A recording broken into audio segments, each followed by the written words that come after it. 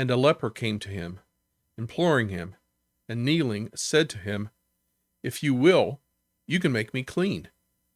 Moved with pity, he stretched out his hand and touched him and said to him, "I will. Be clean." Hi, I'm Gary, and you're watching 7 Minutes in the Word. In today's lesson, we will finish up the first chapter of Mark by studying verses 40 through 45. And a leper came to him, imploring him, and kneeling said to him, "If you will, you can make me clean."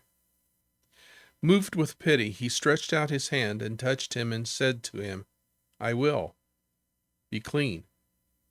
And immediately the leprosy left him, and he was made clean. And Jesus sternly charged him and sent him away at once, and said to him, "See that you say nothing to anyone, but go, show yourself to the priests, and offer for your cleansing what Moses commanded, for a proof to them." But he went out and began to talk freely about it, and to spread the news, so that Jesus could no longer openly enter a town, but was out in desolate places, and people were coming to him from every quarter. Now, it is immediately clear that this man who came to Jesus is desperate.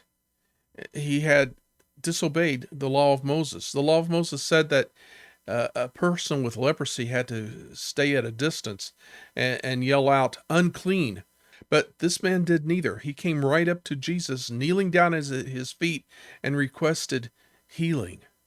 The ESV Bible, the English Standard Bible, says that Jesus was moved with pity, and most other translations use this wording or something similar. But the Lexham English Bible uses the meaning that is found in many of the old manuscripts, a meaning of being angry, that Jesus became angry. Now, his indignation does not seem to have been aimed at the man, but rather at the man's condition. The fact that he was in such anguish and such pain, that he was in such a deteriorated condition. Man was not created. God did not create man to be so humiliated and so degraded, to live in an almost subhuman state. So Jesus seems to have been angry at the state that the man was in, not at the man himself. After all, he did heal the man. Jesus didn't think twice. He reached out and he touched this man, this unclean man, this leper, reached out and touched him and healed him. Now, this is not to say that Jesus simply ignored the man's disregard for the law. He sternly charged him and sent him away at once. Some of the older manuscripts, the wording seems to mean that he thrust him away. He wanted him immediately to go and show himself to the priest, and he was not at all happy with the man's conduct. Now, Jesus' charge to the man was twofold. One was that he was not to tell anybody about what Jesus had done for him. And then secondly was that he was to go to the priest, and he was to show himself to the priest to prove that he had been healed. And then he was to offer the offering that Moses commanded that a person offer for a cleansing of leprosy. Jesus wanted the man to obey the law. Jesus commanded him to go and do what the law of Moses prescribed.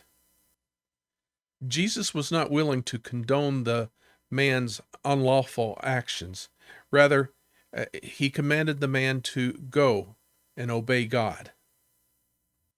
Now, we are not told if the man did as Jesus had commanded him and went to the priest, but what we do know is that he certainly did not obey Jesus concerning not telling anyone, for he went right out and started telling everyone that he came in contact with that he had been healed, and that it was Jesus who had done the healing. And the news about Jesus spread quickly and far and wide. And once again, his fame was being a hindrance to his ability to preach the gospel. It hindered him from going into the cities and going into the synagogues and teaching the gospel that he had come to teach.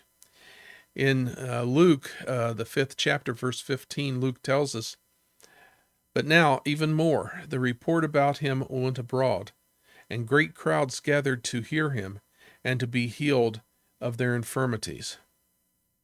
Now, there is a powerful lesson for us in today's text. Jesus does not condone our sinful acts. Now, it was his love for mankind and his hatred for sin that brought him to earth in the first place. He came to rescue us from sin, just as he rescued the demon-possessed and released them from bondage to the demon. Well, he releases us from bondage to sin. Just as he healed the sick and made them whole again, he makes us whole again. Now, he does not condone our sins. He does not condone our sinful acts, but he always stands ready to touch anyone who comes to him. He never fails to reach out and forgive those who come and name him as Lord. Thank you for watching today. Please give us a thumbs up and press that subscribe button that's down in the lower right-hand corner. And do come back again next week for another 7 Minutes in the Word.